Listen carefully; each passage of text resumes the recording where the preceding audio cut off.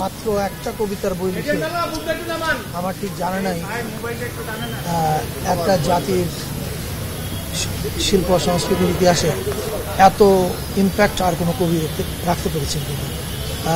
উনি খুব বেশি কবিতা লিখেন নাই, মানে খুব বেশি বই বের হয়নি ওনার, কিন্তু আপনি দেখেন তারুণ্য এবং যৌবনের গান বললেই হেলাল হাফিজের কথা মনে পড়ে।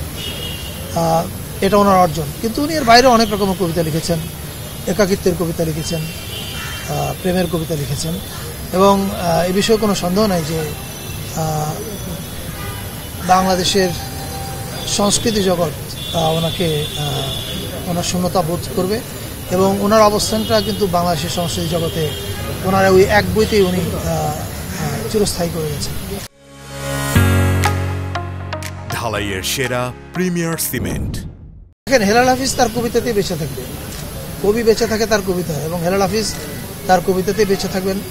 আপনি যেটা বলেছেন যে উনি একাকী জীবন কাটিয়েছেন, এটা শিল্পীর বেছে নেওয়া একটা জীবন। উনি এই জীবনেই স্বচ্ছন্দ বোধ করতেন। আমার মনে হয় না ওনার এই জীবন নিয়ে কোনো আক্ষেপ বা অভিযোগ ছিল, তা আমি ঠিক জানি না। আর যদি বলেন যে আপনি যে ওনাকে বাঁচিয়ে রাখার জন্য মন্ত্রণালয় কী করবেন, আমি মনে করি শিল্পী যখন শক্তিশালী হয় তখন ওনাকে বাঁচিয়ে রাখতে হবে, ওনার কবিতা ওনাকে বাঁচিয়ে রাখবে।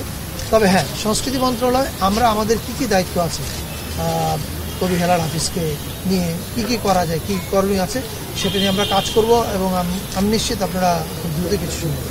ওনার অসমাপ্ত পাণ্ডুলিপি থাকলে বাংলা একাডেমি বের করবে। আরেকটা জিনিস, যদিও আমি মনে করি কবি কখনো কোনো পদক বা পুরস্কারের জন্য কিছু লেখেন না, কিন্তু পুরস্কার দিতে হয় কিন্তু জাতি তার কৃতজ্ঞতা জানানোর জন্য। হেলাল হাফিজকে তো আমরা 21 পদক বা স্বাধীনতা পদক কখনো দিইনি।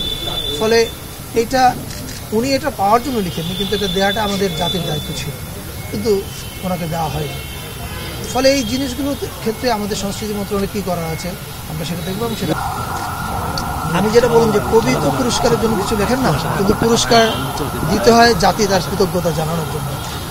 দুর্ভাগ্য এই যে আমরা ওনাকে, আমি যতদূর জানতে পেরেছি উনি 21 পদক স্বাধীনতা পদক এগুলো কিছুই পাননি। আমাদের সংস্কৃতি মন্ত্রণালয়ের এই বিষয়ে যা যা করার আছে আমরা নিশ্চিতভাবে সেটা করব। আপনারা কিছুদিনের মধ্যে হতে জানবেন। আপনি যখন বললেন যে মরণোত্তর পদক দেওয়ার ব্যাপার আছে, আমি এখনই কিছু ঘোষণা করার মতো ঘোষণা করতে চাই না, কিন্তু আপনারা নিশ্চয়ই আমাদের কাজের মধ্যে দিয়ে সেটা ছাপ দেবেন।